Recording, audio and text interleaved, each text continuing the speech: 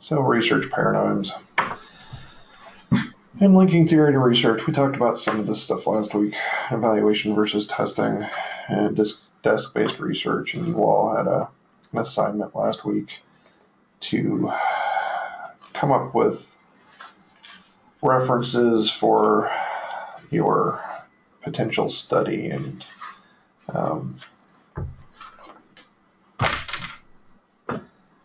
so we're going to talk about that in a little bit.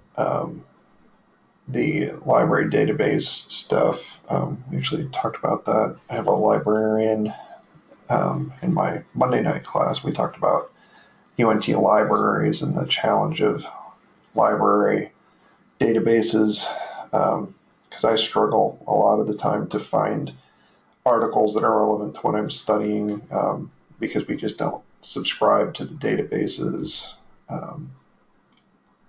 So the focus of all of my new research is on operations management and healthcare. So that means a lot of that works in the, I'm hoping that would be good. So medical supply chain is all about trying to make the system work better internally. So all the research that I do now really looks at using mathematical models in order to improve kind of the transactional points between teams within the healthcare system, in order to improve care and save money.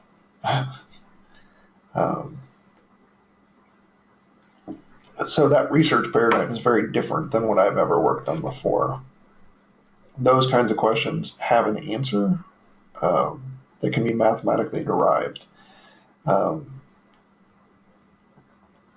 The kinds of things that I've been studying in supply chain are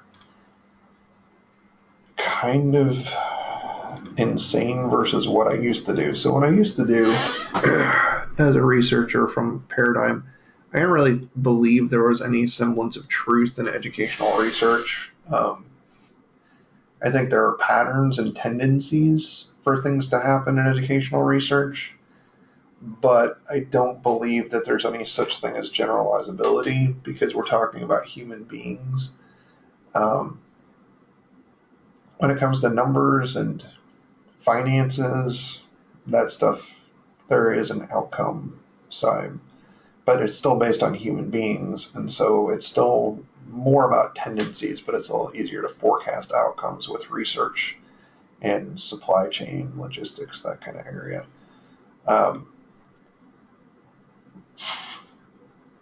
We can apply those kinds of things in social sciences, which is great, but most of my research prior to this was really focused on more qualitative work. You guys have read a bit about qualitative.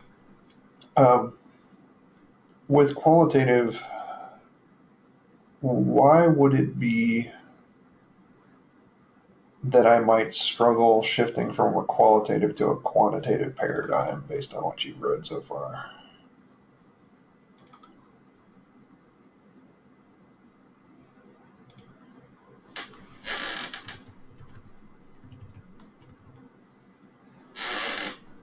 No, sadly, they both take a ridiculous amount of planning. All research takes a lot of planning.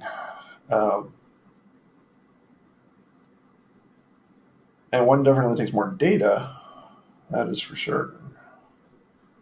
But that's a good thought. What else? Why else might it be difficult to shift the mindset in that way?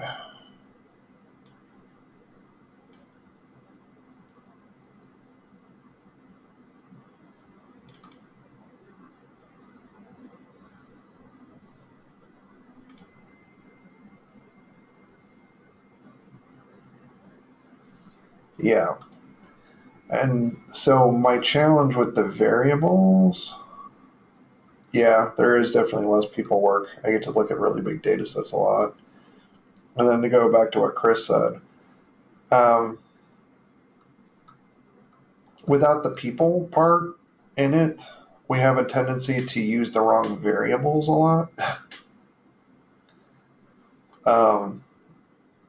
And so for me, really, I prefer a holistic view of things where you can't just use fixed or flexible approaches. You can't just use quantitative or qualitative. There's an element of both because you're trying to see the big picture. And if you deny that both are necessary, you have a tendency to only see a very small part of the picture. And if you're only seeing a small part of the picture, if you use the data and the variables that you've input, you're likely to wind up with a pretty bad model. And that's a problem because, so what I've learned, and this is one of the things that's applicable to educational research as well, is the main limitation for us, whether it's quantitative or qualitative, is we just can't see everything.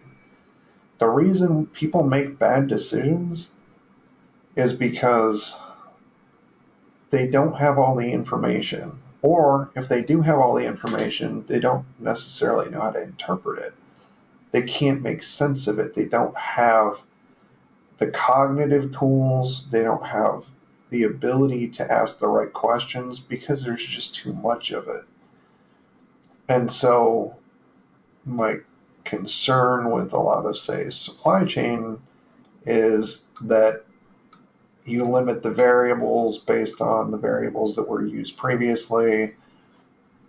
But, as long as your client is okay with there being a degree of uncertainty and you can't be sure that it's absolutely going to happen, that's okay.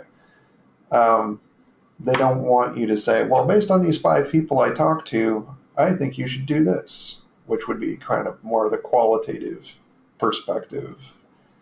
But if I go out and I talk to 15 supply chain managers and ask them about the kinds of variables that relate to my question. So for me now, I would be looking at supply chain managers in, say, a pharmacy. And what I would need to understand in terms of the variables would be related to how they're using the enterprise systems in order to do refills to avoid stockouts. I would be asking questions about how they interface with doctors and nurses at hospitals and doctors' offices, and asking questions about the paper-based versus digitally based subscriptions and stuff like that in order to find out what is qualitatively different in terms of their interactions that lead to these variables, and then I can test for the variables. But if I just go based on what everybody else has said, I just go read an article and say I'm going to do that, then I'm going to have issues because I haven't done the qualitative work first. Reading and knowing what the existing variables are and what the identified challenges are based on past research is absolutely necessary. And that's the library. That's the desk-based research that you guys read about. That's where you start. That is where you, in either paradigm, doesn't matter if it's quantitative or qualitative, flexible or fixed, you start with coming to understand what exists out in the environment, coming to know what exists in the knowledge base that is there, because you have to base your research questions, your inquiries on something, not just intuition. You may intuit something, and then you go and read about it, and you have some evidentiary support for that intuition. That's not something you can do without evidence. And so based on that evidence, you usually find a theory. Someone has developed some sort of a theory. in order to explain why the variables exist or why some phenomena happens. So I'll show you the kinds of fun insanity that I look at now. So this article is on structural drivers of upstream supply chain complexity and the frequency of supply chain disruptions. Does anybody know what that means?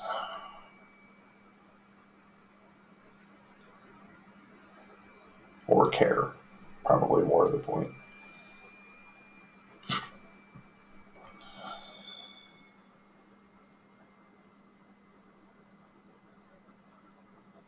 Yeah. So I'm just going to take the silence as we don't care, and that's okay. Can you guys see the article on structural drivers of upstream supply chain complexity? Okay. So basically what this thing is, what this article looks at, is trying to use math in order to figure out why problems happen. So what's a supply chain? A supply chain is just, you've got a supplier, they make one small part, that supplier provides to another supplier who takes that part and another part, puts them together into a more complex part. That complex part from these suppliers is then given to the company that manufactures it, puts it all together, and then sells it. So what they were trying to understand through math was what causes problems with the suppliers and bridging that out to the people that are going to manufacture it. So the upstream supply chain complexity can be horizontal, so between, can be vertical, so it could be between the suppliers, it could be up and down between the supplier and other supplier, or between the supplier and the firm, and then there can be spatial issues. So they wanted to take that and mathematize it so that they could predict where these problems are going to happen. Because why would supply chain people care about prediction? Why is it that we care so much about that? Think about that in a hospital setting, which is what I'm primarily concerned about now. I don't really care about putting together trucks. I care about what happens in hospitals.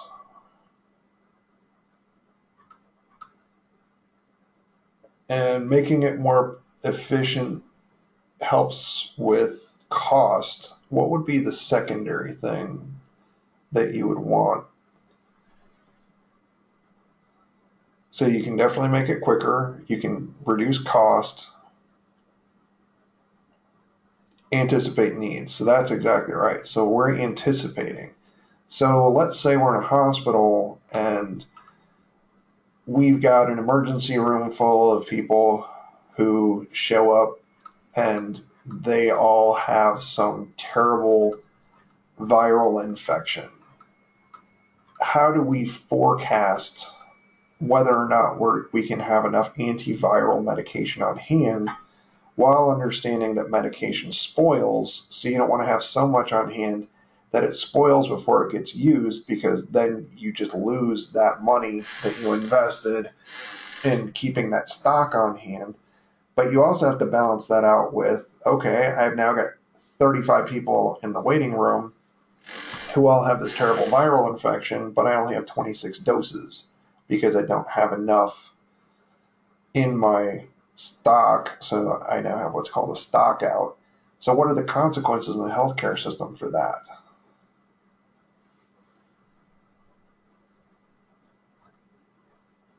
It's much more of a problem in healthcare than it is in, say, building trucks. That's exactly right. They might die. So we're talking about people could die if you don't manage your healthcare supply chain well. It could be, and this has happened a lot in the past, and we don't talk about it as much as we probably should, but beyond not having the medication, you'll have people who come into the emergency room and there aren't enough doctors. They can't see the patients fast enough, and people die before they even get out of the waiting room because the healthcare supply chain is not managed well. And I think part of the problem is that hospitals keep these records, but they don't want them public. She was going to send my daughter to a neurologist, or one of two neurologists in Denton. But when she went on to her ERP system to check when the first available dates were, it was going to be 2 months before my daughter could get seen by a neurologist in Denton. If she goes to Dallas, she can get seen next week. Why can't she get seen in Denton?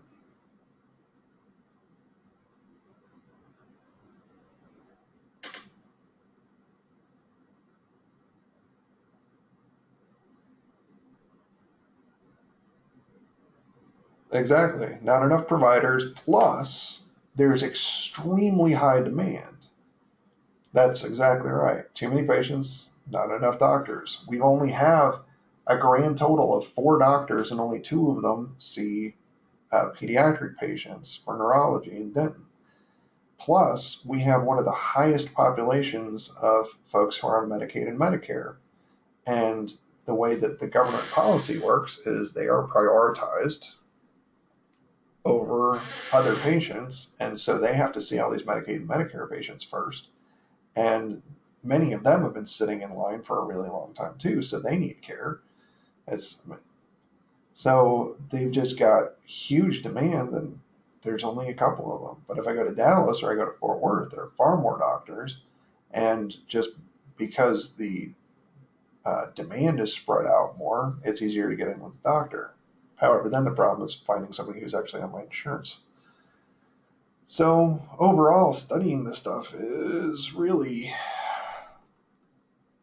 really interesting. And then they do a lot of regression analysis, which I say we do a lot of regression analysis. And then they look at the complexities and test hypotheses. And then the articles are only 15 pages long? Supply chain articles are not long. Because they're just mostly mathematical formulas and outcomes put into tables, which, yeah. However, at the same time, I'm being pushed to try to bring more qualitative stuff into supply chain and operations management research because it's been found to be extremely necessary. And the thing about a lot of the research that's been done that has been purely mathematical in supply chain, operations management, logistics, and even marketing is that because it's mainly done based on mathematical models, what the practitioners have found is that when they go try to implement the recommendations that come from these mathematical models, is they don't work very well. A lot of the operations management stuff works a lot better because it's almost pure math a lot of the time. But it only works if the variables that are put in to begin with are correct. And the only way to determine if they're correct is to do qualitative research first by talking to people and determining whether or not you get a consistent answer, that the patterns in the codes and the data and the themes that emerge support the variables that you're putting into your model. So theoretically, I mean, over here we've got theoretical implications, which I don't understand why this keeps doing that. The main research question we wish to investigate is whether structural characteristics of supply chains affect the frequency of disruptions experienced by buying firms. So the people that are buying parts. So it could be buying medications. Several prior studies have suggested a relationship between certain supply chain characteristics and the occurrence of disruptions. but empirical evidence is scarce. Our findings help fill this important research gap. Now, I don't know how that's theoretical, because they didn't really theorize. They simply said other people have found these outcomes and these relationships, and now we're just going to test whether those relationships still exist. They weren't really theorized, there was evidence of them. Theory is what? We talked about this before. What's a theory?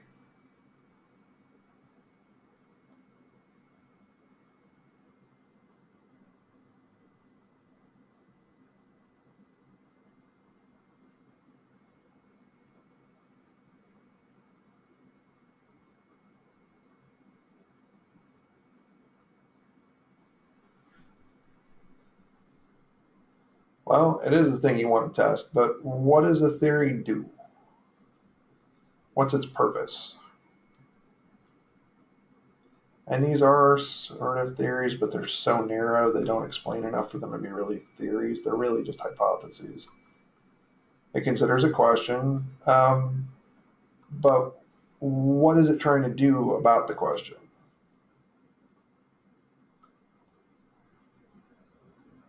It does lead to more specific research.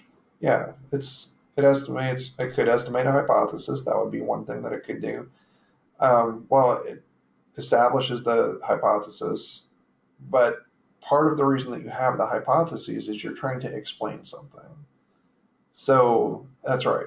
It posits connections. So effectively, it describes a model for how things work.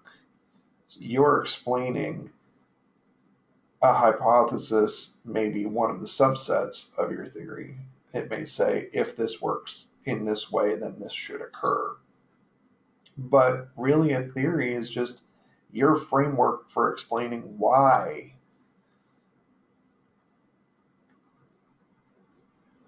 Well, your variables have to fit within your theory. And that's part of the thing. This is why when people say we can just do research without theory, I have issues. Because the theory is your explanation for why something should occur in the environment. So if I think someone should learn, I have to be able to explain why they should learn. And then if I change something about that, I have to be able to hypothesize what the outcome is going to be if I'm doing that kind of research. I have to be able to explain why this model of how the human mind works and how learning works should result in a set of particular outcomes. So I see these particular outcomes. Now, if I change one thing in the way that it's set up, then I want to predict what that outcome is going to be. Normally in education, you want to change something to improve it, right? That is the common variable that we all use. What kind of variable would that be called?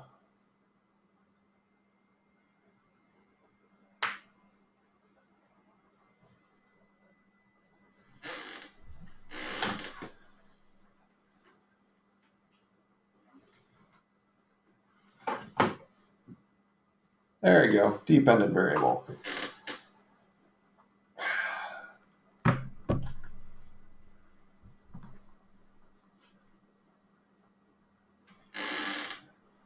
I know that was an exclamation point, not a question mark. Sorry. Hang on a second. I gotta find my reading glasses. I'll be right back. Theories don't really become facts because they're just models of how we explain what's happening. Really, I mean, the whole thing with theory is it's supposed to have so much evidence behind it that you can't, that it predicts things every time. So we have some physical laws that exist out there, except that even the physical laws, thermodynamics, stuff like that, we find that they're still contingent on certain conditions for them to take place in the way that we predict them to take place. So most of our laws only work perfectly in a perfect vacuum. So this is kind of my problem with generalizability and quantitative methods, is that not only do you have to specify what you think is going to happen and why, you also have to specify under what conditions it will take place. So I might think that something should happen in the classroom, but is the classroom I'm describing in my model a perfect classroom, devoid of classroom management problems, devoid of other structural problems, in which all students have perfect access to technology, perfect access to information and knowledge? All of the students are on grade level. There are no students that have any special needs. There are no students that speak foreign languages. The teacher has a perfect knowledge of what they're being asked to do. They have adequate technology competencies. All of these things have to be specified as conditions under which the theory will hold and the outcomes that I've predicted will actually occur. That is why in articles it is extremely important for us to describe the conditions under which we expect something to take place. Some people will say it has to take place in a naturalistic setting. Well, a naturalistic setting is just you're every day walking into a classroom. It doesn't matter if it's a 5th grade classroom, a 12th grade classroom, a college classroom, or an adult training session. You expect it to work in all naturalistic settings. That's a big ask, because that's unlikely. If part of the challenge that we have is we're a subset of psychology, education is, and learning technologies is a subset of education. So we have taken a lot of bad habits from clinical psychology and a lot of expectations of hypothesis testing, theory testing, and research methods from psychology, where they did a lot of clinical research in which they tried to control for all exogenous variables other than what they wanted to see. Now, I don't know who that helps, since none of what we do takes place in a setting in which everything is perfect. But it is kind of part of our history in terms of how research has taken place, and it's influenced a lot of the thinking on quantitative research. Qualitative is just messy, which is why it doesn't try to generalize. What does qualitative research try to do? And it goes beyond the why. It often will go to the how, the when, the where. It helps describe the conditions under which we should explain. Oh, happy to explain. That's my whole job here, is to try.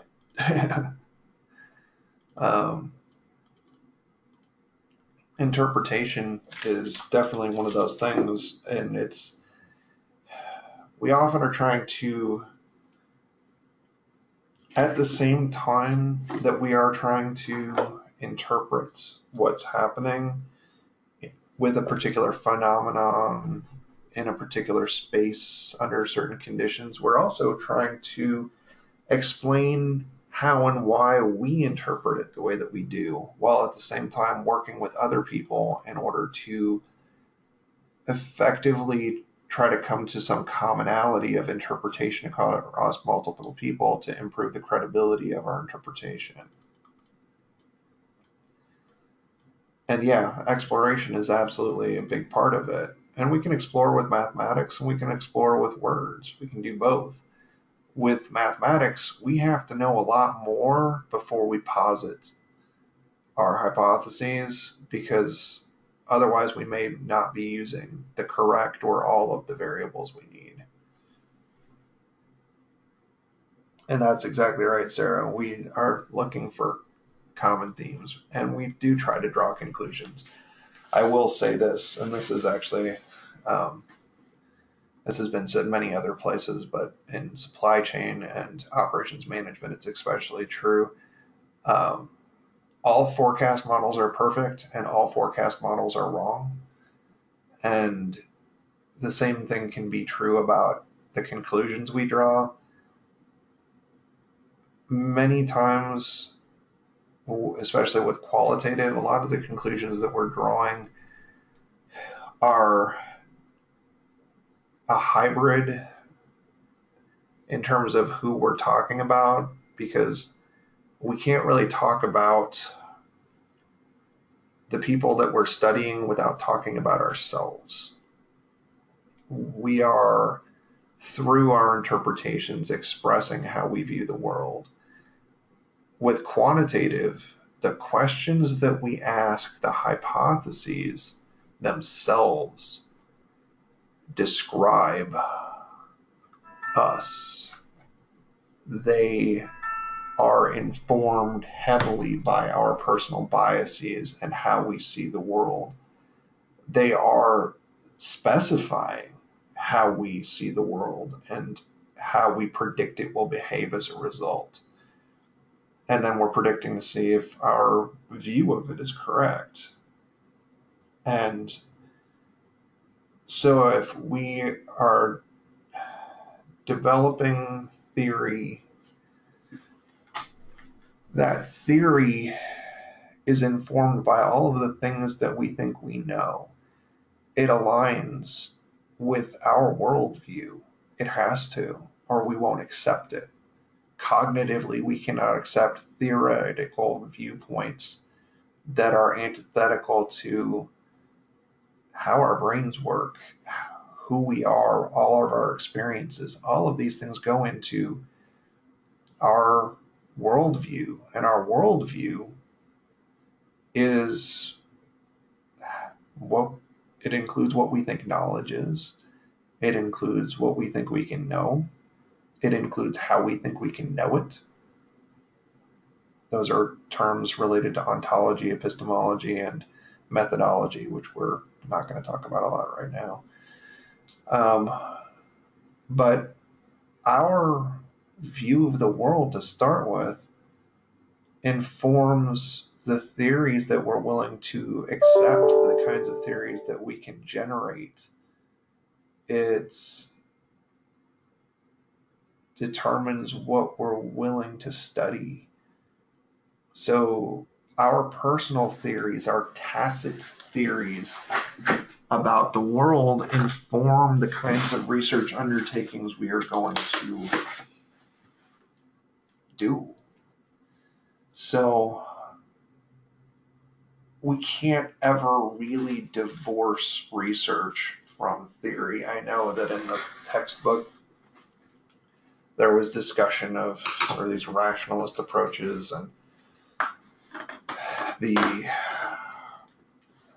eclectic sorts of approaches that lead to things like action research. But all of those, to say that they are theory neutral or don't involve theory, is absolutely incorrect, because the person who is conducting the research is automatically inserting their own personal theory, their own explanation for how the world works. Or they wouldn't choose the approaches that they're using to teach. They wouldn't choose the technologies that they are using. They have an idea about how things work, how humans work, how the brain works, how people learn. They may not have specified it, but it is based on that. And that is one of the reasons that, for me as a researcher, I find it highly problematic when people fail to state anything about the theoretical underpinnings related to why they're going to conduct research. There's a need. The research doesn't really have a lot of meaning without ties to theory. Um, but again, the theory doesn't have a lot of ties without practice. Where does most tacit knowledge about what we should do, the normative question, what we should do that is going to be effective to improve teaching, where does most of that come from? Does it come from some professor's office at Disco Park? No, that's right, Gary. It comes from experience. And whose experience does it come from? But whose experience do we care about? Yeah, the teacher or an administrator, or it depends on who is the subject of interest. It could be the tacit knowledge of the student we want to get to, the teacher's tacit knowledge that we want to tap into about why it didn't work. We might want to get into an administrator in order to understand how power relationships with the administrator lead to the purchase or non-purchase of different technologies, or how often a teacher can get into the classroom or into the computer lab in order to teach their class. There are so many different components to this where we're trying to uncover tacit knowledge, and surveys don't do that well. Surveys don't tell us much other than how much somebody thinks they like something based on their interpretation of the question that you asked, and of course their interpretation could be wrong. If we don't talk to people, it's very hard to get to tacit knowledge, because tacit knowledge usually comes from dialectics. It comes from conversations between researchers and teachers. It comes from observation that leads to questions about why teachers do X, Y, or Z in the classroom, and often they do it without thinking about it. It's just something they've always done. Well, that's a very deeply embedded piece of tacit knowledge that if we can formalize that and teach it to other people so that they do it and that improves their performance, then that's what we want. And we want our practice informed by that. So that tacit theory then becomes a formal theory, or whatever tacit theory, if it's a small thing, might become part of a larger existing theory. Everybody through trial and error eventually figures stuff out, and you'll find somebody else that through trial and error has figured it out too. So you may observe it, they don't want to talk about it. You just have to keep observing until you find somebody else that does it and is willing to talk about it. So they have these tacit theories. The existing theories we might call reified theories. These are the ones that are written down. They're explicit. They are models that are clearly stated. They are very hard to do well. But there's a relationship. The practice would be kind of what is the knowledge that's under the tree roots of the tree. That's where the tacit knowledge is there. The practice is what we see in the tree trunk. The theory that we believe exists that explains it might be the branches of the tree overarching it, kind of helping explain what's happening below it. But they're all related, and if we're not explaining the relationships of these, the tacit knowledge, the explicit reified knowledge, and theory that comes out of it, and how we can predict or inform improvements in practice, we're not really doing much. We're not a basic research field. We're not explaining the behavior of different types of atoms. We're talking about what happens in 5 classrooms in Houston where they're using Chromebooks with Google Classroom on it and having students write papers. That's the kind of study that we do. And we want to know why they're doing that. What is their tacit knowledge that makes them believe that it will improve student performance? What are the challenges? What are the barriers to implementing it? And are they affective, meaning that there's an emotional component? Are they cognitive in terms of students and their ability to use the tools? Is it about training and knowledge on the part of the teacher about how to teach them to use it, or to design lessons to best take advantage of the technology? Is there a theory that exists out there that explains how this is supposed to occur in the classroom using Google Classroom and Chromebooks that we can use and test and see what parts work and what parts don't? That's how we bring these things together. The core thing that we all should be required to explain is how we think people learn. Because all of the tools that we use are absolutely useless without some sort of an explanation as to why we think using them should improve anything. And I learn a lot using a book. That's a form of technology. Why do I think I should be able to learn using a book? Who here's taken a basic learning theories class? Or just basic psych class? Why do I expect to be able to learn from a book? Why do we hand books out to kids all over Texas every day?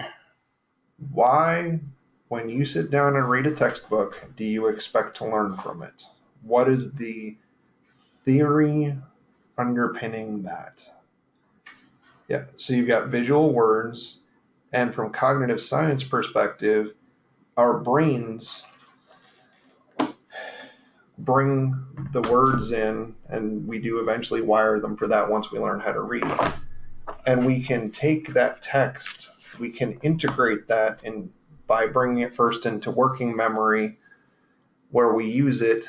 By using it and reusing it, we take that information from working memory into short-term memory. And so short-term memory then is, if it's used consistently enough, transformed into a long-term memory. And then we have the ability cognitively to access that information later that we have brought in through visual stimulus. And so that at that level that we need to be able to explain why, as a technology, I can pick up my economics of education book and read about parental socioeconomic status, child health, and human capital, and in a few days take information that I've read there, repeat some of it, or use it in an article if I need to, like education production functions.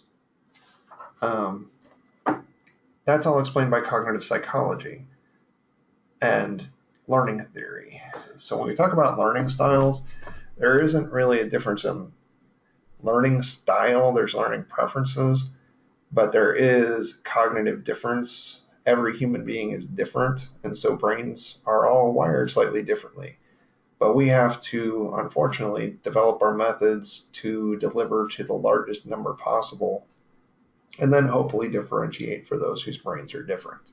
Further, there's been a lot of research done on how you can take people who struggle with reading and develop other tools like advanced organizers and other forms of like deep structure tools where they can frame out an outline as they're reading. And they found instances in which people are able to remember things better after they read it if they're doing some other activity to stimulate them at the same time. Part of the reason social media is effective is that the companies have chunked the information into small enough amounts, and that chunking aligns with how much information our brain can take at a time. Oh yeah, no. So there's this tool that I use all the time for listening to articles because PDFs, modern PDFs with OCR, optical recognition stuff. I just did. I use something called Voice Dream, and there are a bunch of others similar to it. And you can bring in a PDF of an article that you pulled off of the library database. And I know it's a robotic voice and all, but you can actually have it read it to you. And I've done this where I've listened to multiple articles in the car. I listen to them at the gym while I'm running. And it will read you the whole article. I don't have quite as much retention, so I'll usually scan the article, reading it first. I know you guys are all super busy, and so if you've got articles to read for another class, um, and you just don't have time to get through all of them, or you have to do multiple things at once that are conducive to listening, I definitely recommend one of those. I used to have to, well, I have to do it again this semester. I had to read 9 articles for this week and 60 pages of a textbook. Um, and I couldn't do all that if I couldn't go to the gym, I couldn't pick up my kids, I couldn't do everything else. There's simply not enough time in a day if I had to visually set my eyeballs on all of this stuff. So that is definitely an option for this. And plus, beyond the articles that I have to read for class, I have to read all of these other fun things on effectiveness and cost of failure, mode and effects analysis methodology to reduce neurosurgical site infections. Um, if you're, yeah, if you're really, really into being a professor, you never stop learning insane things. It's fun. But going back to all of this, linking all these 3 things together, if you're going to explain to your child that they need to go to bed and they ask for reasons, and my kids always did this when they were little, in creating those conditions, you have to have a theory, you have to have reasons, you have to have an explanation for why. That's what a theory is. It's just a framework for explaining what those conditions are, explaining any sort of routine that you want done and why that's supposed to give the outcome that you want. It gives all of the reasons why you think something should work and why it's important. That's what theory is. Without theory, you don't have a good explanation as to why you should do the research. It's just, I wanna. It's the equivalent of go to bed because I told you to. The research is important because I say it's important. And I don't have to explain why it's important. I don't have to explain why it's supposed to work. It just is. But with a theory, you can explain how the human mind is supposed to work. And as a result of how the human mind works, how learning works. And if learning works in a particular way, if I use this particular method for learning, then it should improve student outcomes. If in addition to using this particular method, I also have the students use a particular technology, then it should work even better. Without theory, you have nothing to say. You're just reporting data. That's my problem with not linking theory to research, not thinking that research to practice, because most of the theory that we use originated at some point in practice. It may have been psychological practice, but it was still practice. And that came from observation, that came from self-report, it came from lots of different types of research that have been done over a very long time that evolved into these theories of why things work the way they do. It's easier to use an existing theory to explain why you think something's supposed to happen than develop a new one. It just is. Or it's easy to use an existing one rather than to adapt one that hasn't been done before or to evolve it. So I would always say stick with an existing ones when you're developing research. With your design, and that's part of what we're talking about, you have to kind of state what your purpose for the research is. So sometimes you're testing a theory. You want to see if it works under certain new conditions, with certain methods, with certain population. You want to see, okay, it worked in this other instance where it was a classroom full of 10th graders in New England. All right, I have this totally different population. I want to see if it works with 6th graders in Eastern Europe that have a different access to technology or different language. Now, another way that you can look at all of this is sometimes you're just doing an evaluation. Now, When I do research for the university, as part of my work here, I do theory work, I do pure research work, I do design work. When I do evaluations, my job as an evaluator is to use research in a different way. I'm not testing theory. I am not trying to determine whether or not really learning took place. They have an internal person to study learning.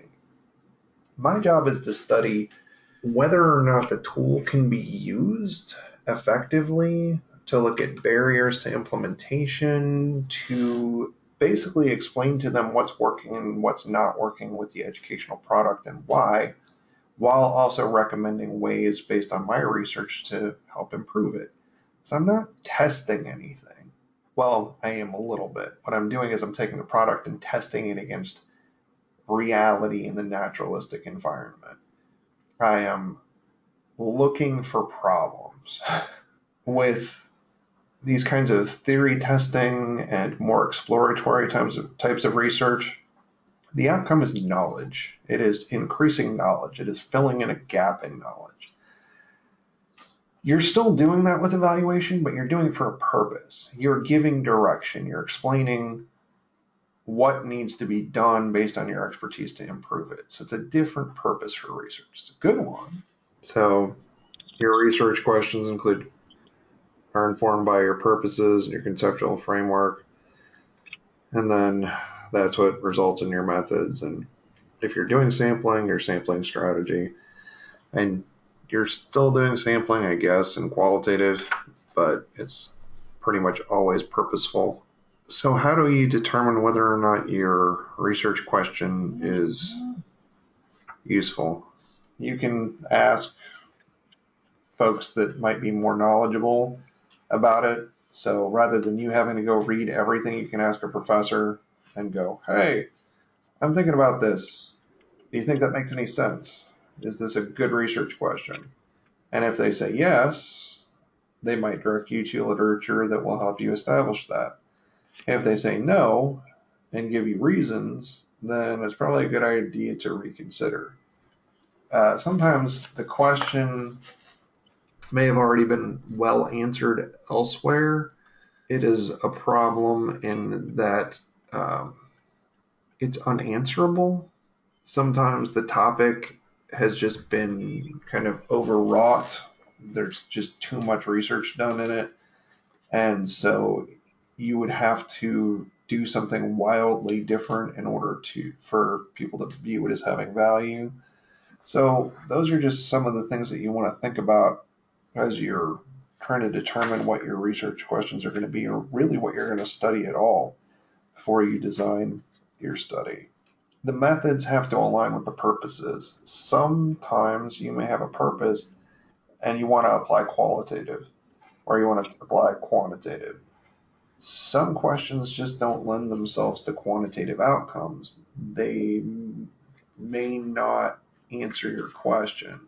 So that's really part of your first thing that you want to think about is, if this is my purpose, will the method that I want to use or the paradigm that I want to draw from, can it get me to an answer?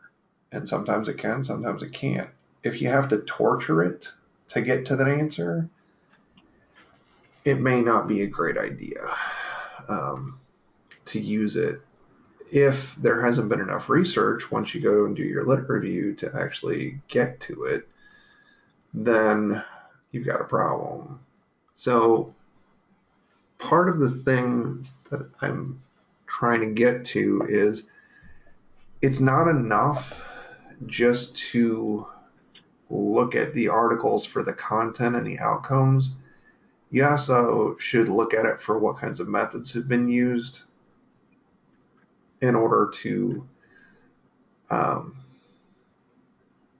determine what might be appropriate to you, but also look at some methodologies and just look for their alignment to your purposes. It's a problem that a lot of students have, in that they don't look for that. They just want to do it because it's a method they know, and that's part of, I think, why I'm saying it is you really have to push yourself to know multiple methods so that you have lots of different tools to choose from rather than just one. And you can learn lots of different quantitative methods, but in reality, quantitative is finding the right textbook and following the recipe. It doesn't require that you know all of those things. Quantitative is more an art in a lot of ways. It's like programming. Once you know a couple of programming languages, you kind of know how to learn the other ones because they all function in similar ways. So if you learn a qualitative method and a couple of quantitative, a mixed model isn't really mixed. It's always been a misnomer because you're not really mixing them. It's what they call in here a multi-strategy model. So what it really does is the quantitative data or the qualitative data simply informs and contextualizes the other.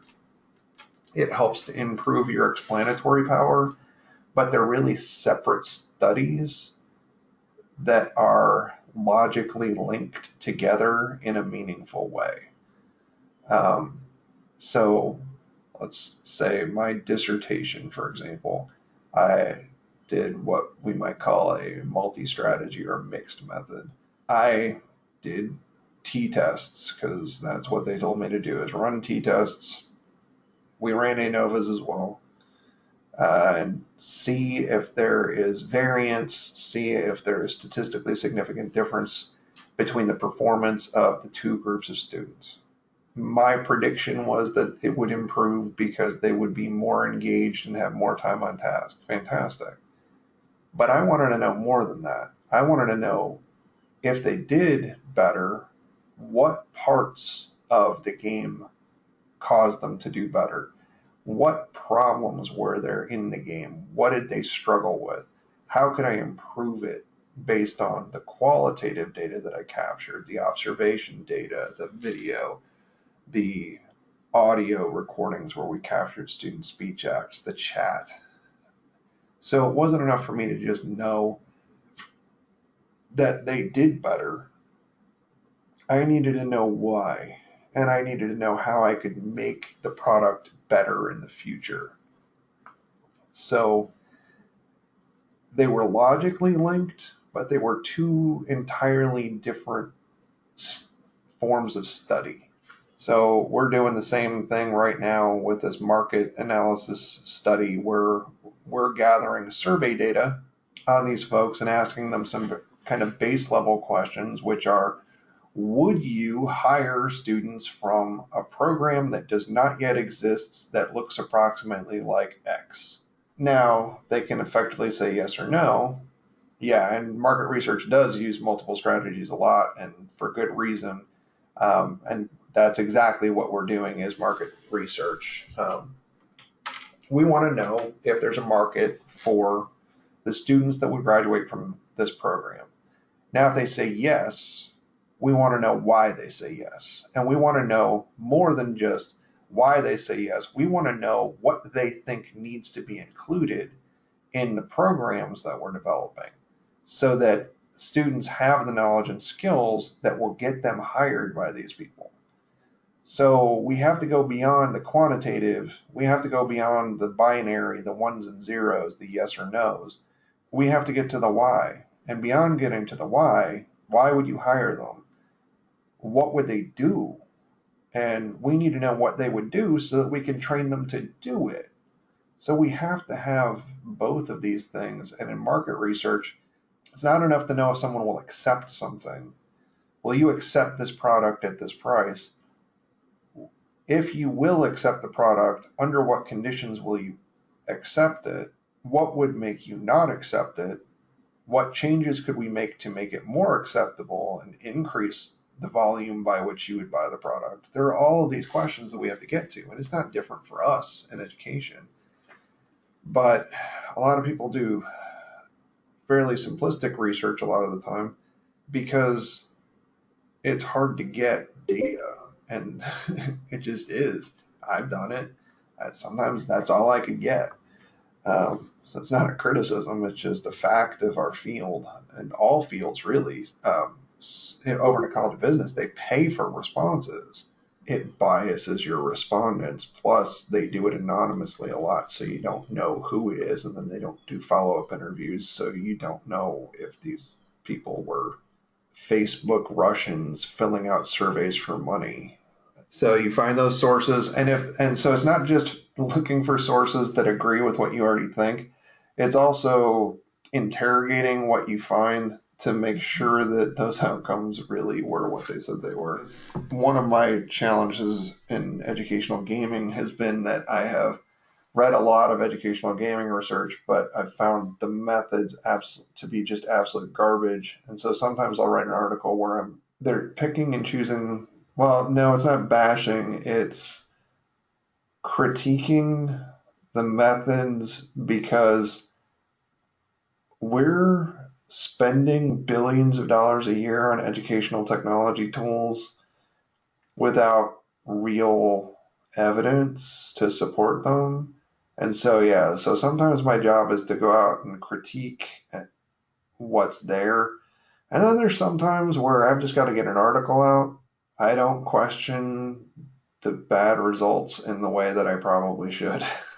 If you are really as critical as we probably should be, it would just feel to any reader like you were just bashing everybody and then pointing out how much more awesome you are than they are. So they have this interesting thing starting on page 75 on choosing a research design strategy. So first thing you have to do is determine if you're doing fixed, flexible, or multi-strategy.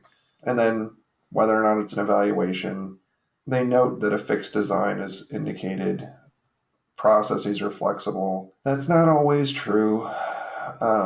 We use qualitative for outcomes quite often. We'll use fixed if it's a large data set, or we'll use a multi-strategy in that instance. With process, we will do both, but they're right. You probably do more flexible there. And then action research. I'm not a huge fan of action research. My former major professor kind of refers to it as design-based research a lot of the time, where you're studying an instructional technology design or a method that's being implemented. So the thing about action research and design-based research is that you can change things about how you're conducting the research right in the middle of doing it, opting for fixed design strategy, which is most appropriate, and flexible, what's most appropriate. And these are good questions to ask yourself. So definitely be aware of these purposes and research questions. And they talk about establishing trustworthiness. That really comes in your data analysis more than anything else. How you analyze it and whether or not it's appropriate is probably the most important thing. We've talked a lot already about kind of common research challenges. What would you guys see as being the most difficult, just having not done it? Reliability is difficult with fixed designs. We don't do reliability and qualitative, but we talk about credibility there more. Designing the plan, you get used to that. You'll get practice with that, and that gets easier. But yeah, I can see that at the outset for sure. Objectivity, yeah. And bias, those are challenges. Establishing validity, that's a process. That one, for qualitative, it's a process. For quantitative, it's statistical. So there are ways to do that. It takes practice and time. Covering all the aspects, that is a challenge. Large random samples, very hard. Some of this with establishing your research at the outset is having a narrow enough scope and saying, this is what I'm interested in at this time, and all of these other things are not what I'm interested in. In the future, I will address those things perhaps, or I will take another subset and tie into that. But like what we talked about by email earlier, I mentioned all of those things as potential factors that are involved in it. Um, but your job then is to say, I am interested in this part. And while all of these other things may be relevant and could be accounted for, I may need to look at these three other things that are most closely tied to my area of interest. So for you, you're looking at training. So what would be most of interest there? Could be a knowledge-based view of the firm. It could be a learning organization component. Um, it could be um, dissemination of market intelligence or business intelligence across the firm as a result of training. It could be about cultural issues. But that's as big as your scope gets. All of these other things are not relevant to this particular study at this time. They may emerge as important. They will be the focus of a future study. I just want you guys to keep this in mind, and this is something that I did not keep in mind in my dissertation. Your dissertation is not the last piece of research that you will do. It is the first piece of research really that you're going to do. It's supposed to be you showing the world, showing your faculty that you are prepared to go off on your own and conduct research by yourself, unsupervised by the rest of us. You will have lots of opportunities to expand outward from that first study. So you just want to select a small part of it. You want to push knowledge forward just a little bit in that area. It needs to be relevant, needs to be somewhat important, but you're proving yourself. You're not establishing your entire career in your dissertation. And it is okay because you're going to find new things that are of interest, and eventually you'll find something so passionate that you're so passionate about that you decide this is it. I have all of this awesome stuff, and this is what I want to spend my life doing, is researching stuff related to this, with the caveat that you, let's say you get a faculty position, you may decide you're going to study educational simulations for math learning, and you get through tenure, and then you go, okay, I've kind of explored the boundaries of that, not finding a lot of value. I'm going to shift a little bit this way. And so now my research is going to be on computer-based instruction rather than simulation with teaching math to elementary age kids. And then you get to full professor and you go, that was fairly narrow. Now I want to look more broadly at technology use to teach math and go into some different directions. Or you could do something like, I've studied all these video games and simulations for a long time. Now what I'm going to do is go study supply chain management and managerial operations and look at how learning can be involved in that. And the culture in technology has changed, and that's kind of the issue, is we're in a period of just constant and rapid change where the relevant questions aren't sitting still. We're having to kind of chase them, um, which is hard. My son, my 8-year-old, just sent me an invitation to his Google Classroom class that he created himself. I got an invitation to Mr. Warren's class a little bit ago. Google Classroom didn't exist, 5 years ago? How much real research has been done on Google Classroom? How much has been done in Apple Classroom? How much has been really done on the effective use of computers in classrooms? Well, what's a computer now versus what a computer was 10 years ago or 20 years ago? The technologies are so different now. All these technologies are not one thing anymore. What we really need to start looking at more is the purposes of these technologies. What do they do? And how do they do it? That's really the thing about theory, is it explains how. If we're not explaining how, we're just explaining that this thing happened with no explanation. These kids learned from playing Civilization. Okay, how? Why did they learn? What is it that explains that? Because if you can't explain why, or how it happened, then I can't replicate it. And part of our whole purpose here is to be able to replicate things, to do them more than once. That's part of the reason we need theory. We need explanatory power. So I'm just going to review this real quick. On the debt space research, they note this. I already mentioned the critical literature reviews, state-of-the-art reviews, retrospective and current literature, focused on current matters. So it'd be kind of like, what's going on in learning games now? I had to do a kind of lit review on that about educational games in high school classrooms a couple of years ago for the Handbook of Educational Technology for Dr. Spector. Systematic reviews, I've done these.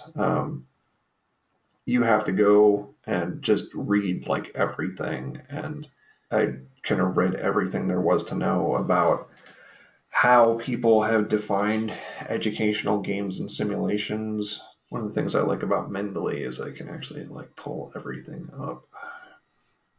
It's good to try lots of different things. I've done meta-analyses as well on ethics and game use. They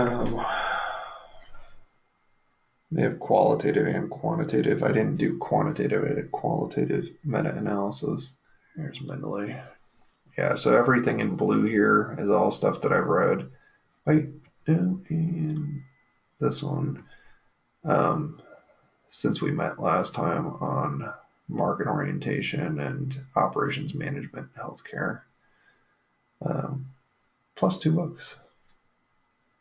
This is kind of, you need to always be reading. That's, if you want to be the expert on a particular topic, then you just have to just kind of kill yourself looking for it.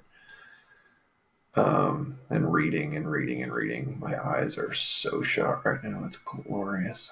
Was more what they call kind of a systematic rapid review of a particular problem.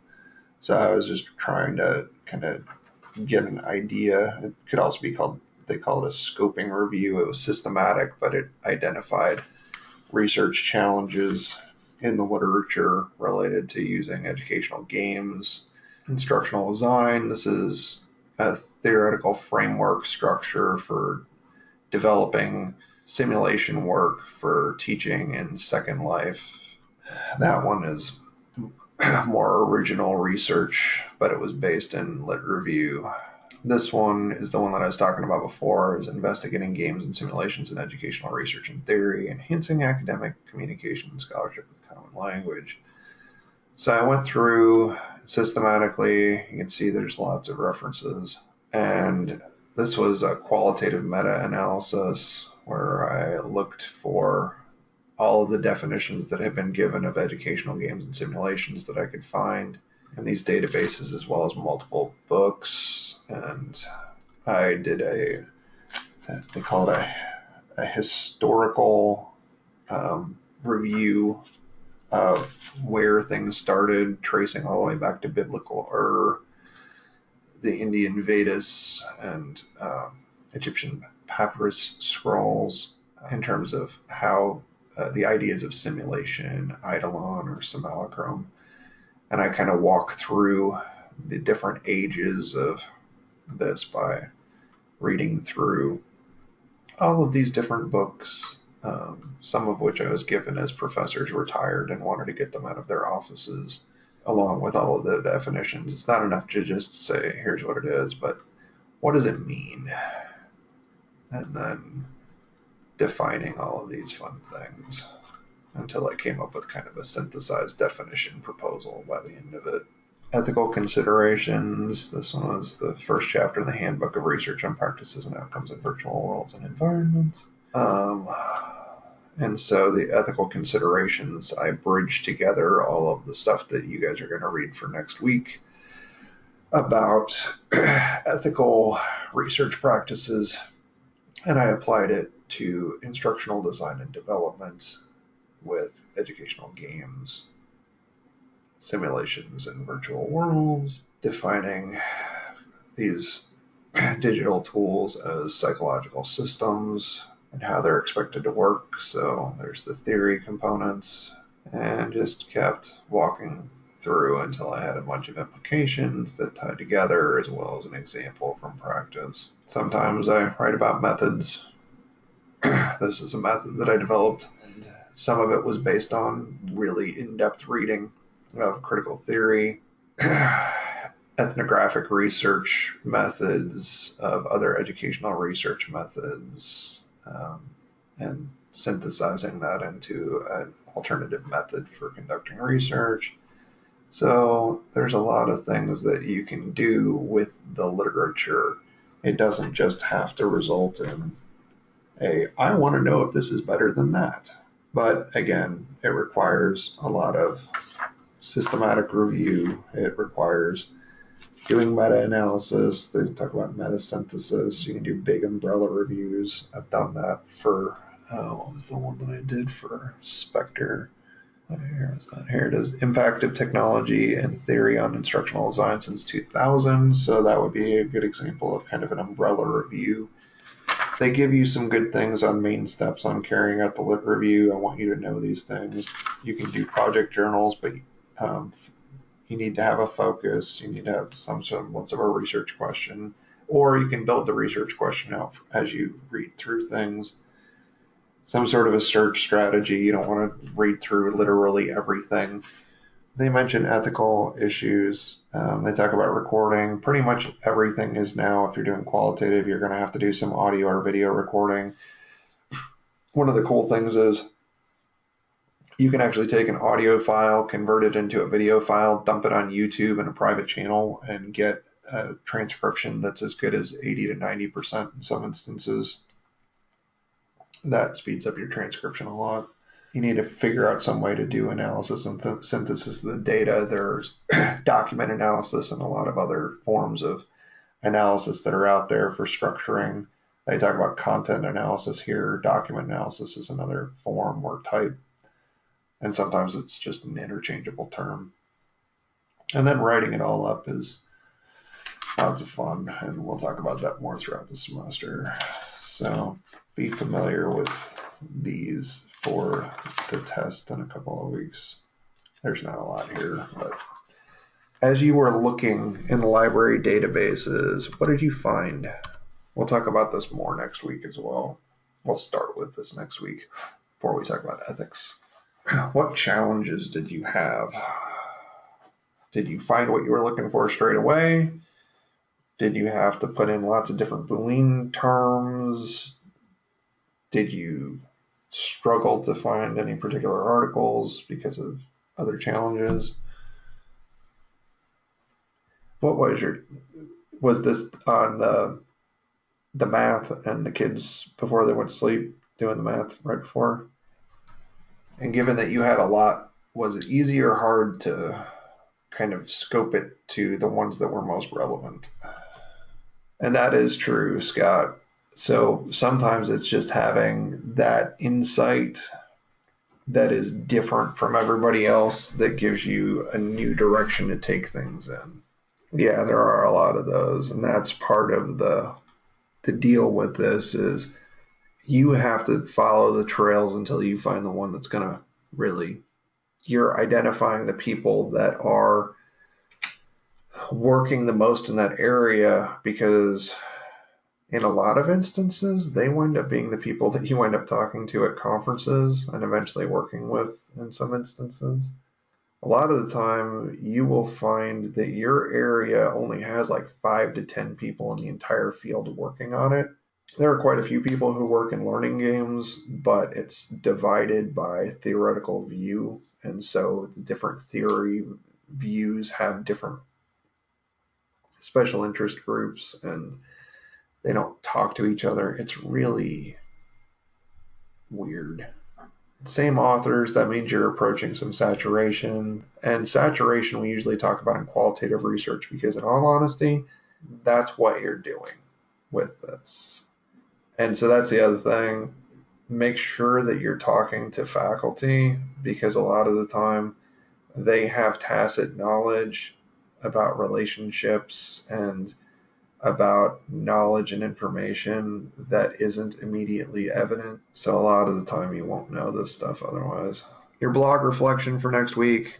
I want you to think about this. Are you more focused on practical or theoretical research questions? What are you interested in? Why do you think you're more interested in one or another? And that's about it. So for next week, chapter 10 is on ethics. No, this is supposed to be structured for your brain so that it works for you. It's intended to be a metacognitive reflection activity in order to get you to think more deeply about the topics and think about how you're learning and what you're learning, and that's its purpose. This isn't for me. This is to try to get you, based on my knowledge of psychology and learning, uh, to just get into more depth and to process it better, to take this information that you're learning, pull it into working memory, do something with it, get into some level of depth that allows you to transfer it into long-term memory. So that's why it's there. That's why I recommend you do it after class or within a day or two after class so that you still have that kind of fresh in your mind. I know everybody can't do that every time, but that's what I recommend. And it's almost the weekend, so I hope you guys have a really good weekend. And if you have any questions between now and then, feel free to shoot me an email. And otherwise, I will talk to you next week. Have a good night, y'all.